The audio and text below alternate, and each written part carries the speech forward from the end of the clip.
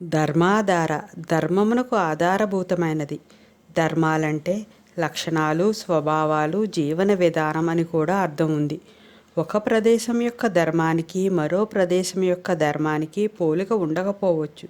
అదేవిధంగా రకరకాల జీవులకు, పదార్థాలకు వేరువేరు ధర్మాలు లేదా స్వభావాలు ఉంటాయి.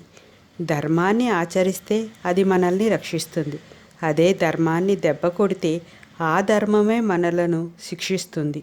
ఈ ధర్మాచరణకు ప్రేరణ, ఆధారము, ప్రమాణము అమ్మవారి సృష్టిలో తిరుగులేకుండా ఉండే ద్రవ్యధర్మాలు, ఋతుధర్మాలు, జీవధర్మాలే అవ్వాలి. లేదా శృతులలో, స్మృతులలో చెప్పినవే ఆధారంగానూ ప్రమాణంగానూ ఉండాలి. అమ్మవారు సృష్టి నిర్వహణను ఎంత ధర్మబద్ధంగా చేస్తుందో గమనించి అలా ఉండడం వల్ల మనం ఎంత సౌఖ్యవంతమైన జీవితం గడుపుతున్నామో గుర్తించాలి.